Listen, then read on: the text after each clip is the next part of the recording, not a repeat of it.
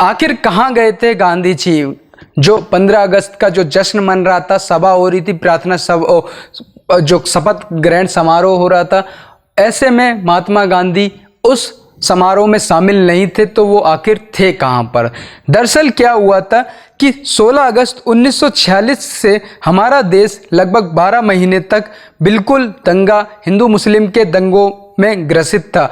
और 16 अगस्त 1946 में से जो दंगे की स्थिति आई थी वो 1947 तक रही थी। ठीक है, तो पहली जो दंगे की खबर जब आई थी तो वो बंगाल से आई थी, और बंगाल से जैसे ही ग्रामीण क्षेत्रों से दंगे की खबर आई तो हमारे महात्मा गांधी जी तुरंत ही सारे काम छोड़ छाड़ कर तुरंत ही दंगा ग्रसित स्थानों पर जाने लगे।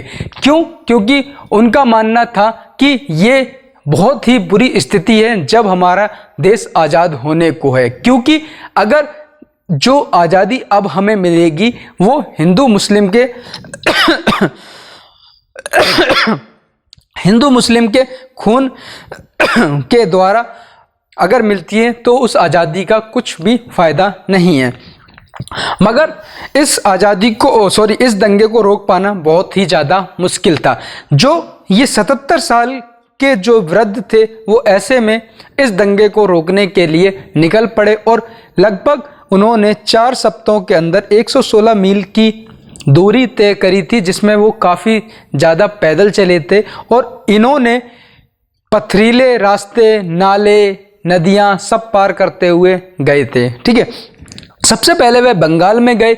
बंगाल में जाने के बाद वहाँ पर उन्होंने लोगों को समझाया। फिर इसके बाद वो यहाँ से बिहार गए, क्योंकि बिहार में क्या हुआ था कि जो कलकत्ता और बंगाल के जो दंगे थे उसका जिसमें हिंदू मारे गए थे, और इसका बदला जो हिंदुओं ने लिया था वो बिहार में लिया था, और बिहार में अधिक मुसलमान मारे गए थे। तो ऐसे में बिहार गए, और बिहार में जो दंगा पीड़ित थे और जितने भी लोग थे उनको सद्भावना दी कि वो आगे किसी तरीके के ऐसे काम ना करें। ठीक है, इसके बाद बिहार से वह कश्मीर गए, और मैं आपको बता दूं शपथ समारोह जो ये होने वाला था, जो 1947 में होने वाला था, उससे 4 सप्ताह पहले ही वह निकल चुके थे, और जहां पर हो सकता है वहां पर समझा रहे थे। समझा इसलिए रहे थे क्योंकि जो देश का बंटवारा हो चुका था, जिन मुसलमान परिवारों ने इस देश में रुकने के लिए कहा था, अपनी जो हामी भरी थी इस देश में रुकने के लिए, उन्हें डर था कहीं वह पूरी तरीके से तबाह ना हो जाएं। ठीक है, इसके बाद वह कश्मीर गए। कश्मीर से वो दिल्ली गए वापस। क्यों? दिल्ली में वहां पर शरणार्थी आकर रुके थे, जो कि पंजाब प्रांत से सिख परिवार और हिंदू परिवार के थे, और जिनका सब कुछ छिन चुका था, वो बर्बाद हो चुके थे, उनके अपने मारे जा चुके थे, और अपनी जो जमीनें थी और जो उन्होंने अब तक बनाई थी वो सारी की सारी छिन चुकी थी, उनका व्यापार डूब चुका था। वो इतने ज़्यादा गुस्से में आग में बबूला थे कि ऐसे में उन्हें समझा पाना मुश्किल था। साइड इफेक्ट यही हो सकता था कि समझा इसलिए रहे थे गांधी जी क्योंकि वह नहीं चाहते थे कि इस देश बंटवारे में जो मुस्लिम परिवार इस देश में बचे हैं, कहीं ऐसा ना हो कि हिंदू और सिख मिलकर उनको पूरी तरीके से खत्म कर दें। ठीक है, इसलिए उन्होंने दिल्ली में जाकर उन लोगों को समझाया और बहुत समझाने की कोशिश करी। ऐसे में क्या हुआ था कि अब इसके बाद वो यहाँ से गए थे कलकत्ता, जो कि दंगों में पूरी तरीके से तबाह हो चुका था, और दंगे की शुरुआत भी वहीं से हुई थी। तो ऐसे में वहाँ पर बेलिया घाट एक जगह है, बेलिया घाट जगह है जहाँ पर एक टूटा फूटा मकान था। उस मकान में जाकर रुके थे।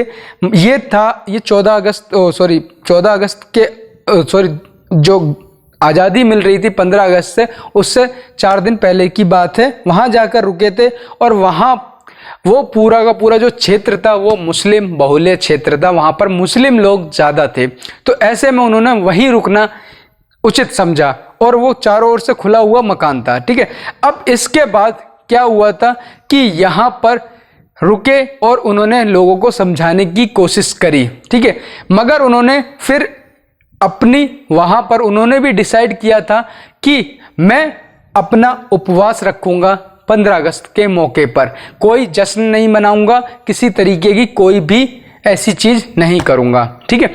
अब क्या हुआ कि जब उपवास रखा गया तो यहाँ पर बहुत सारे पत्रकार आए, पत्रकारों ने, जो कि बीबीसी और हिंदुस्तान टाइम्स के वो पत्रकार थे, उन्होंने 15 अगस्त के मौके पर उनसे कुछ लोगों से कहने के लिए कहा। तो उन्होंने ये कहा कि मुझे ना तो अंग्रेजी आती है और ना मैं कोई इंटरव्यू देना चाहता हूं। बीबीसी ने बार बार कोशिश करी और ये भी बताया कि हम ये आप ऐसे में अपने देशवासियों को जो भी यहाँ पर भाषण देंगे 15 अगस्त के मौके पर, वो हम अलग अलग भाषाओं में पूरे विश्व में दिखाएंगे। मगर उन्होंने ये प्रस्ताव भी ठुकरा दिया था।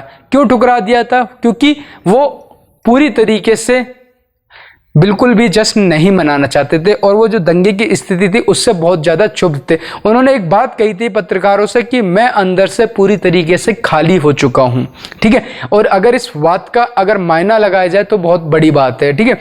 अब क्या हुआ था फिर इसके बाद उन्होंने, जब 15 अगस्त का दिन आया था तो जब समारोह दिल्ली में चल रहा था, तो ऐसे में कलकत्ता की जो दंगे फसाद वाली जो गलियां थी वहां पर भी एक खबर निकली कि यहां पर भी हिंदू और मुसलमान के बच्चे निकले और लोग भी निकले यहां पर, और वो भी राष्ट्रवादी नारों के साथ। उन्होंने हिंदुस्तान जिंदाबाद के नारे लगाए, ठीक है, और महात्मा गांधी के नारे लगाए और अलग अलग जगहों पर ध्वज फहराया और अलग अलग जगहों पर उन्होंने जैसा कि ध्वज फहराया और अपना जो 15 अगस्त का जो त्यौहार था उन्होंने भी इस चीज को माना। अब इससे क्या हुआ कि गांधी जी को थोड़ी सी इस चीज की शांति मिली कि हाँ, कि अब कहीं ना कहीं इस दंगों को रोका जा सकता है, ठीक है। तो ऐसे में क्या हुआ, उन्होंने अपनी